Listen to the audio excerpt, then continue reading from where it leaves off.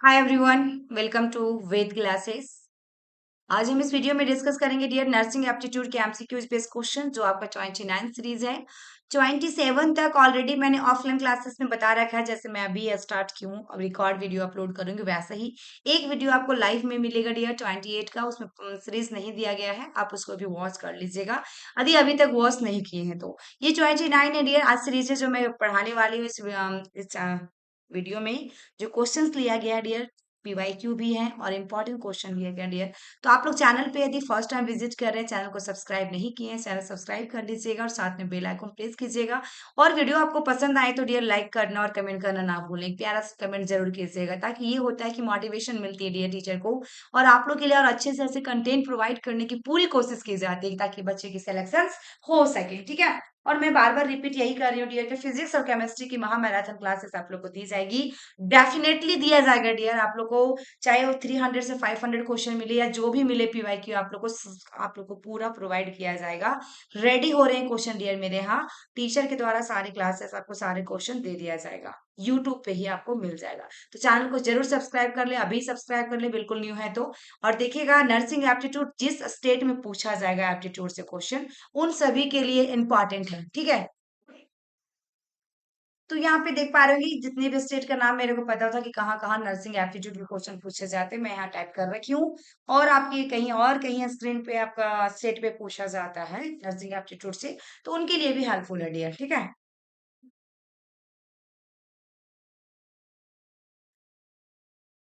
तो आइए हम स्टार्ट करते हैं। 20 नंबर क्वेश्चन तक मैंने सॉल्व करवा रखा था इसी सीरीज का, आप जिसमें मैंने बताया कि लाइव क्लासेस में दी गई है, लाइव क्लासेस में डियर, जो कि 28 नंबर। ठीक है, और ये आपकी 29। देखिएगा इसमें पूछा जेराट्रिक्स इज एसोसिएटेड विद, किसके साथ में एसोसिएट करेगा डियर? जेराट्रिक किसको कहते हैं? केयर ऑफ ओल्डर अडल्ट को कहेंगे, केयर ऑफ वोमेन्स को कहेंगे, केयर ऑफ न्यूनेट्स को कहेंगे, या फिर केयर ऑफ मेंटली चैलेंजेस। ठीक है, जेआईटी किसे कहा जाता है? राइट आंसर इसमें क्या आ जाएगा डियर? 21 नंबर में जो आपका राइट आंसर होगा डियर, ऑप्शन ए आएगा, अडल्ट। ठीक है ना, ओल्डर अडल्ट को हम जेआईटिक भी कहते हैं। नेक्स्ट क्वेश्चन देखिएगा डियर, 22 नंबर में क्या कह रहा है कि genogram represent family member by, genogram represents family members by. ठीक है ना, जीनोग्राम परिवारों के सदस्यों को दर्शाता है। तो सेक्स एंड देखिएगा, sex and line of relationship only, या फिर देखिएगा एज एंड सेक्स ओनली, या sex and health status only, या फिर आपका sex age health status and line of आपका रिलेशनशिप, किसको करता है? राइट आंसर इसमें क्या आ जाएगा? तो ये आपका 22 में डियर राइट आंसर जो होगा ऑप्शन डी आएगा, यानी कि सभी के सभी को करता है डियर, रिप्रेजेंट करता है। सेक्स हो गया, एज हो गया, हेल्थ स्टेटस हो गया, लाइनेस ऑफ रिलेशनशिप। ठीक है, नेक्स्ट क्वेश्चन देखिएगा डियर, 23 में क्या कह रहा है आपका कि the fever in which temperature is called आपका। यहाँ पे क्वेश्चन को थोड़ा सा अच्छा समझिए, थोड़ा क्वेश्चन में चेंजेस आई है कि fever in which temperature, temperature. ठीक है, और उसके बाद क्या होगा? Alternate at regular interval. ठीक है, अल्टरनेट एट रेगुलर इंटरवल, ये यहाँ पे नहीं होगा dear. Alternate at regular interval between periods of fever and periods of normal temperature, that is called. ठीक है, period of fever and period of normal temperature, that is called. Question ये कह रहा है डियर, वह बुखार जिसमें तापमान नियमित अंतराल पर बुखार एवं समान तापमान की अवधि में बदलता रहता है, क्या कहलाता है? ये क्वेश्चन काफी बार एग्जाम में पूछा है डियर। तो देखिए, अगर एमिटेंट फीवर होगा, या फिर इंटरमीडिएट फीवर होगा, या फिर रिलैप्सिंग फीवर कहेंगे, या फिर हम लोग कांस्टेंट फीवर कहेंगे। क्योंकि क्या हो रहा है डियर फीवर में कि आपका यहाँ पे ये नहीं आएगा डियर। ठीक है, यहाँ पे ये चीजें नहीं होगी। कह रहा है कि जो फीवर की टेम्परेचर है अल्टरनेट होता है एट रेगुलर इंटरवल्स के साथ between periods of fever and periods of normal temperature, that is called. आपका आएगा ऑप्शन क्या आएगा इसमें डियर? 23 नंबर में राइट आंसर क्या आ जाए? 23, इसमें आपका ऑप्शन बी जाएगा, इंटरमीडिएट फीवर। क्या होगा डियर? इंटरमीडिएट फीवर आएगा। ठीक है, B is correct answer. Okay, next question देखिएगा, 24 नंबर में क्या कह रहा है कि most common site to measure pulse rate in adult is. Very important question, biology का आपका देखिएगा क्वेश्चन, वहां भी ये सब पढ़ने होंगे आप लोग बायो में। तो मोस्ट कॉमन साइट कौन सा होता है वयस्कों में नाड़ी दर को मापने के लिए? सबसे सामान्य साइट कौन सा है? एपिकल होगा, फीमोरल होगा, रेडियल होगा, रेडियल होता है। ठीक है, ये रेडियल होगा, या फिर कैरोटाइड होगा? कौन सा होगा डियर इसमें? राइट आंसर इसमें क्या आ जाएगा? देखिए आप लोग, तो इसमें 24 का राइट आंसर क्या होगा? आप लोग भी अपने अपने मार्क्स जरूर बताएंगे डियर कमेंट बॉक्स में कि आपके कितने मार्क्स आए, कितना सही हो पाए आपका। इसमें रेडियल होगा डियर, ठीक है। रेडियल क्या आएगा डियर इसमें? रेडियल। ओके, यहाँ पे आई है लगा हुआ, रेडियल आएगा, ठीक है। नेक्स्ट क्वेश्चन देखिएगा डियर, 25 नंबर क्या कह रहा है? 25 देखिए, ये भी क्वेश्चन बहुत इंपॉर्टेंट है। SpO2 is measure by, SpO2 जो आपका है कैसे मापा जाता है? तो देखिएगा, एसपी मो मैनोमीटर, या फिर पल्स ऑक्सीमीटर, या ईसीजी, या ओटोस्कोप। ठीक है डियर, तो कैसे मापा जाएगा? हमारा ऑक्सीजन लेवल कैसे चेक किया जाता है SpO2? तो राइट आंसर इसमें जो होगा डियर, ऑप्शन बी आएगा, पल्स ऑक्सीमीटर से करेंगे हम लोग। और ये जो है डियर, इसमें क्या करते हैं हम लोग? हाइपरटेंशन यानी बीपी को नापते हैं ना डियर। तो इसमें आपका राइट आंसर क्या हुआ? इसके अकॉर्डिंग आपका ऑप्शन बी गया, ठीक है।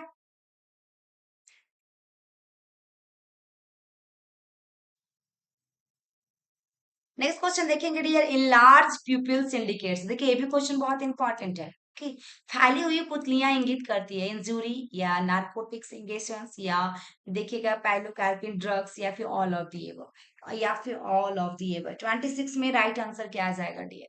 इन लार्ज जो हमारा प्यूपिल हो रहा है किसको इंडिकेट करेगा डियर? किसको इंडिकेट करेगा? तो इसमें राइट आंसर आपका ऑप्शन ए जाएगा डियर, इंजुरी। क्या जाएगा? इंजुरी। ओके, नेक्स्ट क्वेश्चन देखिएगा dear, on the auscultation of the abdomen, okay, hypoactive sounds indicates on the auscultation, यानी कि उदर के परिश्रवण पर हाइपोएक्टिव ध्वनियों को इंगित करती हैं, जैसे डायरिया, पैरालिटिक इलियस, या यूज ऑफ लैक्सेटिव, या all of the above.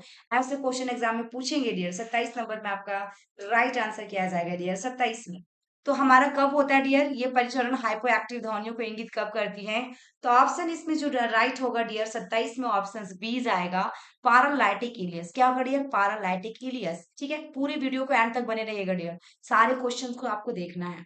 Next question देखिएगा डियर, 28 में क्या कह रहा है कि विच of the following investigation should be avoided during pregnancy? Very very important. Okay, क्या पूछ रहा है कि गर्भावस्था के दौरान निम्नलिखित में से इस जांच से बचना चाहिए? इस जांच से बचना चाहिए। ऑप्शन ए में ईसीजी, बी में एक्सरे, सी में 2D इको, और डी में हीमोग्राम। किस जांच से बचना चाहिए? अवॉइडेड, कौन सा जांच नहीं करानी चाहिए प्रेगनेंसी के दौरान? तो right answer dear option B होता है, एक्सरे। क्या होता है? एक्सरे। नेक्स्ट क्वेश्चन देखिएगा, 29 में आपका क्या है? 29 इसमें पूछा डियर कि ट्रोपोनिन टेस्ट जो आपका है इज एडवाइस फॉर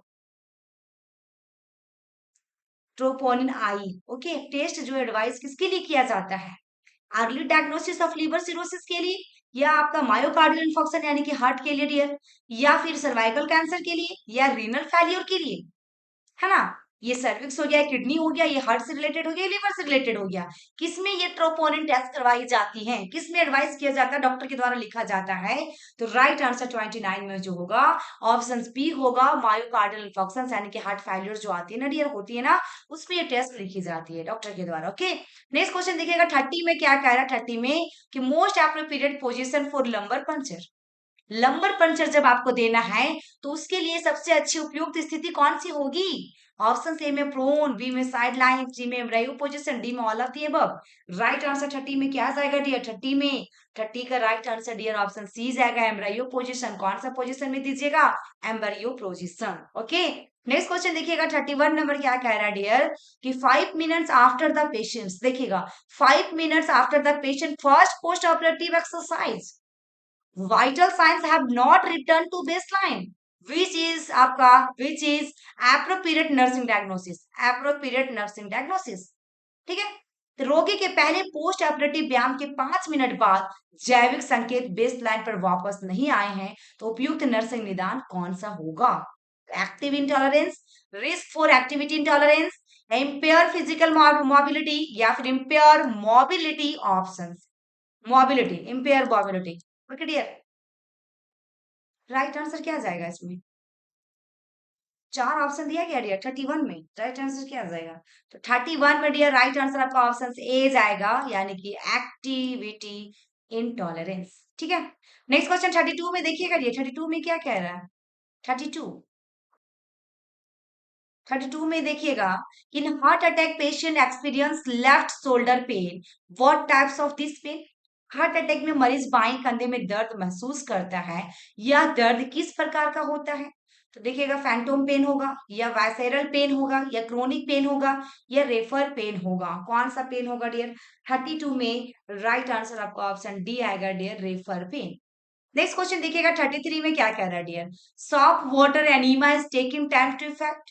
साबुन के पानी के एनीमा के प्रभाव में समय लगता है। कितना समय लगेगा dear? 1 to 3 hours, 10 to 15 minutes, 1 to 2 minutes या 40 to 45 minutes। 33 में राइट आंसर जो होगा डियर ऑप्शन ए जाएगा 1 to 3 hours। कितना होगा डियर? 1 से 3 घंटे का समय लगता है। ठीक है, नेक्स्ट क्वेश्चन देखिएगा 5% डेक्सट्रोज इन 0.5% सलाइन सॉल्यूशन। 0.5% सलाइन में 5% डेक्सट्रोज है तो हाइपोटोनिक कहलाएगा, हाइपरटोनिक कहलाएगा, आइसोटोनिक कहलाएगा, कोलोइडल कहलाएगा डियर। ये तीनों में से एक क्वेश्चन आएंगे डियर, डेफिनेटली आएगा आपके एग्जाम में। तो राइट आंसर इसमें क्या आ जाएगा डियर? 34 में राइट आंसर क्या होगा? तो ऑप्शन से बी होगा, हाइपरटोनिक। क्या होगा डियर? हाइपरटोनिक। क्या कहलाएगा? हाइपरटोनिक होते हैं। नेक्स्ट क्वेश्चन देखिएगा डियर 35 नंबर में क्या कह रहा है कि विच of the following is the causes of metabolic acidosis. Metabolic acidosis, इससे भी क्वेश्चन आएंगे डियर।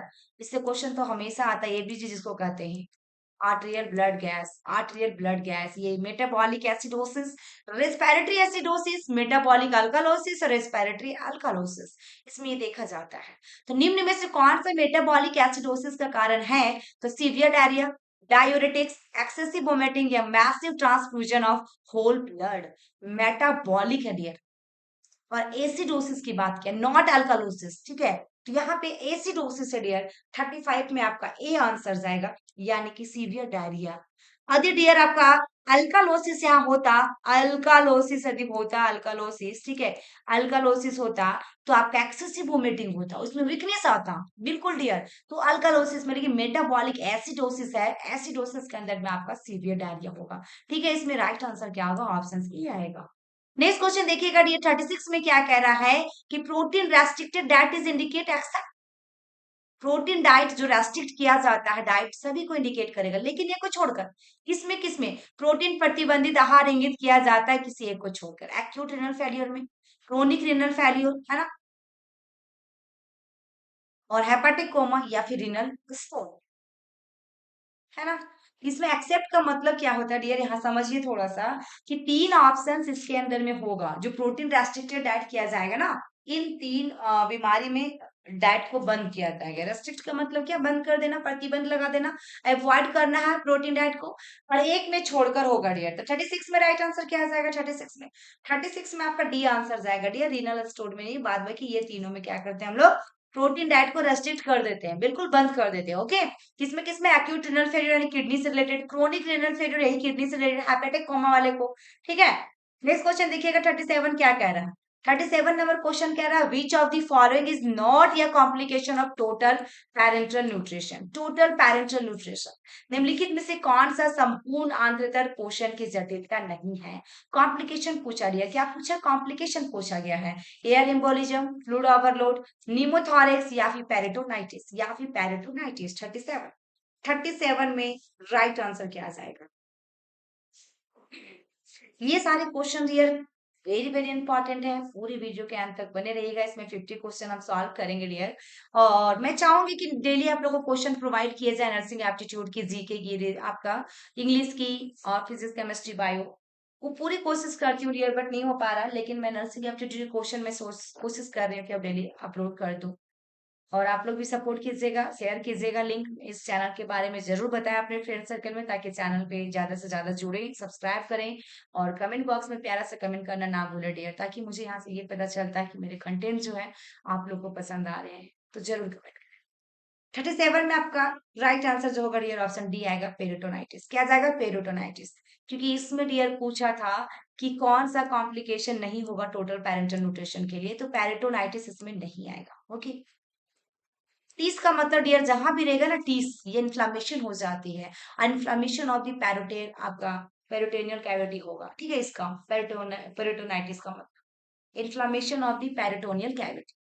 नेक्स्ट क्वेश्चन देखिएगा 38 में क्या कह रहा है कि most appropriate location to assess pulse of an infant during basic life support. देखिए डियर वेरी वेरी इंपॉर्टेंट आपके लाइफ का क्वेश्चन है ये। बेसिक लाइफ सपोर्ट के दौरान शिशु की जब आपका नब्ज का आकलन करने के लिए सबसे उपयुक्त स्थान कौन सा होता है? ब्रैकियल या कैरोटाइड या आपका पॉप्लिटियल या रेडियल? क्योंकि एक क्वेश्चन तो यहाँ से पल्स से आएगा डियर। पल्स जितने भी देखूंगे मैं एक वीडियो में अपलोड कर दूंगी पल्स से रिलेटेड, एक क्वेश्चन तो डेफिनेटली आएगा। 38 में राइट आंसर क्या जाएगा डियर? 38 का राइट आंसर आपका ऑप्शन सी जाएगा ब्रैकियल। क्या होगा dear? Brachial. Okay, next question देखिएगा 39 में क्या कह रहा है। 39, the most appropriate instruction for patient during removal of chest tube। Chest tube को जब रिमूव करेंगे डियर, उसके लिए चेस्ट ट्यूब निकालने के दौरान मरीज के लिए सबसे उपयुक्त निर्देश कौन सा है? अस्टे कैम होगा, या इनहेल एंड एक्सेल क्विकली, या एक्सेल स्लोली, या take a deep breath and hold the breath while tube is remove. 39 में डियर राइट आंसर आपका क्या आ जाएगा? तो ये डी आएगा डियर, डी। क्योंकि टेक आ डीप ब्रेथ है ना, पहले डीप ब्रेथ लेना, उसको लंबी सांस, एंड उसके बाद होल्ड करना है, देन उसके बाद ट्यूब को रिमूव कर देना है जो चेस्ट में ट्यूब लगा हुआ डियर। ठीक है, नेक्स्ट क्वेश्चन देखिएगा डियर 40 नंबर क्वेश्चन क्या कह रहा है आपका? Follicle stimulating hormone is secreted by, very very very very important nursing aptitude के लिए। Follicle stimulating hormone is secreted by anterior lobe of pituitary gland, posterior lobe of pituitary gland, ovary या फिर corpus luteum? Very very important question है dear, very very important question. 40 में आपका right answer जो होगा option A जाएगा anterior lobe of pituitary gland. क्योंकि FSS hormone को जो सिक्रेट करता है, फॉलिकल स्टिमुलेटिंग हार्मोन स्रावित हो रहा है जिससे anterior lobe of pituitary glands. Next question 41 देखिएगा dear, in which gestational week foetal heart rate can be heard first with fetoscope? Very very important question है डियर, डेफिनेटली यही सारा क्वेश्चन आएंगे डियर, ऐसे ही क्वेश्चन आएंगे आपके एग्जाम में। Channel पे कंटिन्यू बने रहे, चैनल को सपोर्ट करें, शेयर करें, लिंक को ज्यादा से ज्यादा फ्रेंड तक पहुंचाएं। गर्भावस्था के किस सप्ताह में फीटल हार्ट रेट फीटोस्कोप में सर्वप्रथम सुनी जा सकती है? 5, 10, 16 या 20? 41 में राइट आंसर क्या जाएगा? 41 का right answer dear option B जाएगा, बी जाएगा। फिटोस्कोप से बात किया डियर, फिटोस्कोप से बात किया है। फिटोस्कोप जब सुनोगे, कान लगाकर जब सुनोगे तो 20 सप्ताह में आपको पता चलेगा। नेक्स्ट क्वेश्चन देखेंगे डियर, नेक्स्ट क्वेश्चन है normal duration of menstruation cycle. Menstruation cycle का नॉर्मल ड्यूरेशन कितनी होती है? 14 डेज, 28 डेज, 30 डेज या 40 days? Very very important question है dear, very very important question है। कितनी होंगी डियर नॉर्मल ड्यूरेशन पूछा मेंस्ट्रुएशन का। फर्स्ट टाइम मेंस्ट्रुएशन जो होती है डियर उसको क्या कहते हैं? मेनार्की कहते हैं। क्या कहते हैं? मेनार्की कहते हैं डियर, ये भी जरूर याद रखिएगा। ब्रेस्ट का डेवलपमेंट जो होता है उसको थैलार्की कहा जाता है, ठीक है ना डियर।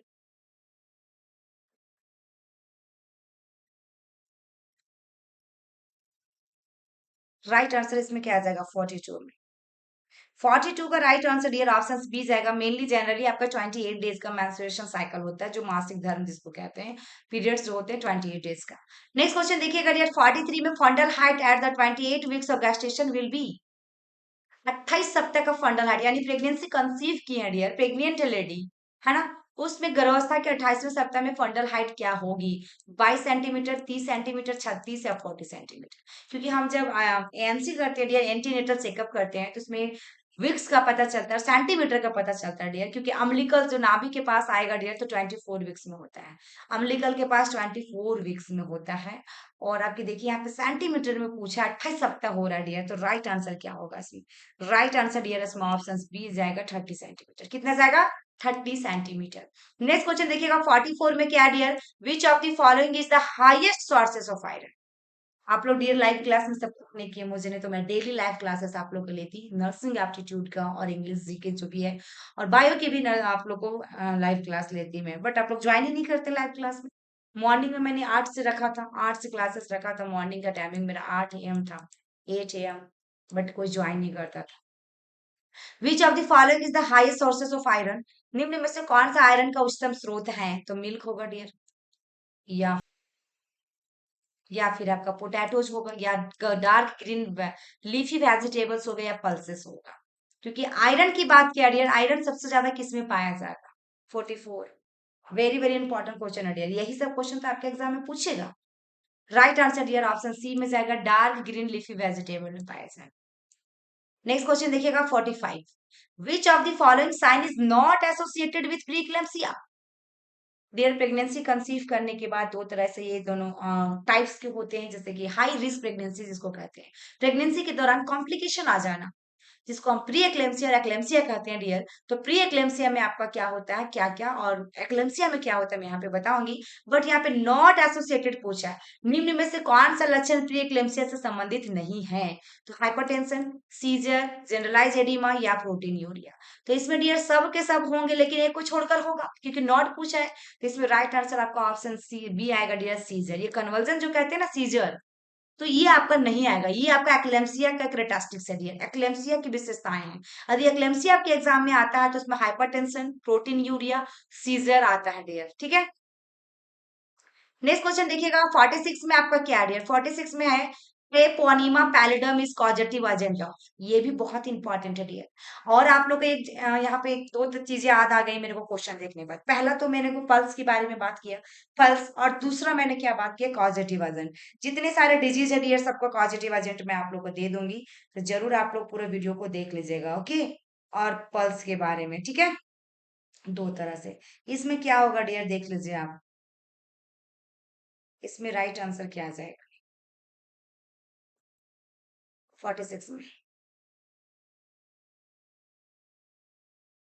46 में डियर देखिए, ट्रेपोनिमा पैलिडम का जो पॉजिटिव एजेंट होता है डियर, ऑप्शन बी आता है, सिफिलिस, है ना। जैसे आपके टाइफाइड का पूछे साल्मोनेला टाइफी, कॉलेरा का पूछे तो विब्रियो कॉलेरा, ठीक है ना। तो ऐसे करके सबकी पॉजिटिव आपका ऑर्गेनिज्म याद रखना होगा। और जितने डे होते हैं डियर, मनाए जाते हैं इंटरनेशनल डे, जैसे एड्स डे कब मनाया जाता है 1 दिसंबर, ऐसे करके डियर। आपका वुमेन्स डे कब मनाया जाती है, मदर्स डे कब मनाया, टॉयलेट डे कब मनाई जाती है, ये सारे डे जो है डियर, ये भी आप लोग के लिए बहुत इंपॉर्टेंट है। तो मैं कोशिश करूंगी, देखती हूँ मैं बना पाती हूँ तो डे से रिलेटेड ये भी अपलोड कर दूंगी, ठीक है। तो नेक्स्ट क्वेश्चन देखिएगा डियर, 47 में क्या कह रहा है कि during active phase of labour mother should instruct for active phase में, लेटेंट फेज, एक्टिव फेज, जहां एक्टिव फेज पूछा गया, परसों के सक्रिय चरण के दौरान मां को निर्देश देना चाहिए तो widening every 1 to 2 hours, effective breathing pattern, या take fluids and ice sips, या ऑल ऑफ द इव। क्या दे सकते हैं डियर, इसमें डियर सभी के सभी आपको देना होगा, ठीक है। नेक्स्ट क्वेश्चन देखिएगा डियर, 48 में क्या कह रहा है, 48, active stage of labour in आपका बिगेन व्हेन सर्वाइकल डायलिटेशन। परसों का सक्रिय चरण प्रारंभ होता है जब गर्भाशय गिरवा का फैलाव होता है। तो active stage of labour, labour मतलब कि डियर आपका क्या हो रहा है, लेबर पेन हो रहा है, डिलीवरी के दौरान की बात किया यहाँ पे। और सर्वाइकल डायलिटेशन जो होता है ना डियर, फुल सर्वाइकल डायलिटेशन पूछे तो 10 सेंटीमीटर होता है। कितना होता है डियर, 10 सेंटीमीटर होता है। देन उसके बाद ये लेबर की 4 स्टेजेस होते हैं डियर, 4 स्टेजेस होते हैं, जिसमें पहला स्टेज जो हमारा होता है, पहला स्टेज, फर्स्ट की बात करें डियर, पहला की बात करें फर्स्ट स्टेज में, तो इसमें हमारा क्या होता है, 10 सेंटीमीटर डायलिटेशन होता है डियर। क्या होता है ये सर्वाइकल डायलिटेशन है ना, 10 सेंटीमीटर होता है। सेकेंड की बात करें डियर, तो इसमें 10 सेंटीमीटर से लेकर क्या होता है, फीटस जो होता है ना, बच्चे जो होते हैं डियर, बच्चे, फीटस की एक्सपल्सन होती है, यानी कि बच्चा बाहर आता है, ठीक है ना, एक्सपल्सन होगी, ठीक है डियर। और थर्ड स्टेज में जो होगा डियर, थर्ड में क्या होता है आपका, प्लेसेंटा, जो प्लेसेंटा होती है डियर, प्लेसेंटा की एक्सपल्सन होती है, प्लेसेंटा हमारा बाहर जाता है, ठीक है, एक्सपल्सन होती है। फोर्थ स्टेज में जो होगा डियर, फोर्थ स्टेज में याद रखिएगा, जरूर नोट कर लीजिए आप लोग। फोर्थ स्टेज जो आपका है डियर, फोर्थ स्टेज में यहाँ पे लिख दे रही हूँ, ये आपकी ऑब्जर्वेशन स्टेज होती है। क्या होती है, ऑब्जर्वेशन, ठीक है। और ये कितने देर तक की जाती है डियर, कितने देर तक किया जाता है, कम से कम 1 आवर के लिए, कितने, 1 आवर के लिए, ठीक है। तो ये जरूर याद रखिएगा डियर, चारों स्टेजेस। और यहाँ पे पूछा है कि active stage of labour is being an आपका व्हेन सर्वाइकल डायलिटेशन इज, तो राइट आंसर इसमें क्या आ जाएगा, 48 में आपका right answer dear option B आएगा, 4 सेंटीमीटर, 4 सेंटीमीटर। क्योंकि पार्टोग्राफ सुने होंगे डियर, पार्टोग्राफ का नाम सुने होंगे आप लोग। पार्टोग्राफ हम कब भरते हैं, तो पार्टोग्राफ हम फिल करते हैं जब हमारा 4 सेंटीमीटर सर्वाइकल की डायलिटेशन हो जाती है, तब हम पार्टोग्राफ भरना स्टार्ट करते हैं डियर, ठीक है। तो ये सारे क्वेश्चन आपके एग्जाम में पूछे जा सकते हैं। नेक्स्ट क्वेश्चन देखिएगा 49 में क्या कह रहा है, 49 में है oxytocin intravenous infusion in labour should be discontinue if, प्रसव के दौरान ऑक्सीटोसिन अंतःशिरा निषेचन बंद कर देना चाहिए यदि यूरिनरी आउटपुट इंक्रीज हो, या fetal heart rate 90 beats per minute हो, या pre contraction occur within 10 minutes, या फिर systolic blood pressure 130 mm of Hg. 49 का राइट आंसर क्या आ जाएगा डियर, राइट आंसर इसमें बी जाएगा। जब हमारा fetal heart rate 90 beats per minute हो तो हमें क्या करना चाहिए डियर, आपका ऑक्सीटोसिन को क्या बता रहा कि इन्फ्यूजन जो है उसको डिसकंटिन्यू कर देना चाहिए, क्योंकि डिलीवरी होने के बाद ऑक्सीटोसिन लगा रहता है। यदि fetal heart rate 90 beats per minute हो गया तो उसको बंद कर देना चाहिए। नेक्स्ट क्वेश्चन है, लास्ट क्वेश्चन है डियर आपके लिए है तो after delivery which of the following risk associated with placenta previa, प्रसव के बाद निम्नलिखित में से कौन सा प्लेसेंटा प्रीविया से जुड़ा जोखिम है? ऑप्शन ए में डिसएमिनेटेड इंट्रावेस्कुलर कोगुलेशन, बी में क्रोनिक हाइपरटेंशन, सी में इन्फेक्शन और डी में हेमरेज। कमेंट बॉक्स में आपको कमेंट करना डियर प्लेसेंटा प्रीविया की बात किया है। यह जो प्लेसेंटा प्रीविया होता है डियर, इसमें एपीएच होता है, अब नॉर्मल ब्लीडिंग होती है, विजाइनल ब्लीडिंग होती है, ठीक है ना। लोअर यूट्राइन सेगमेंट में आपका स्थित होता है placenta previa, lower uterine segment नीचे की ओर, यूट्रस के नीचे में होते हैं, जिसकी वजह से एपीएच होता है, ब्लीडिंग होती है, अब नॉर्मल ब्लीडिंग, ठीक है। तो राइट आंसर इसमें क्या होगा? तो आप लोग कमेंट बॉक्स में कमेंट कीजिएगा। और आई होप कि मेरी वीडियो आपको पसंद आई हो डियर, तो लाइक शेयर और चैनल पे नए हैं तो सब्सक्राइब करें और प्यारा सा कमेंट जरूर करें। थैंक यू, फिर मिलते हैं नेक्स्ट वीडियो में।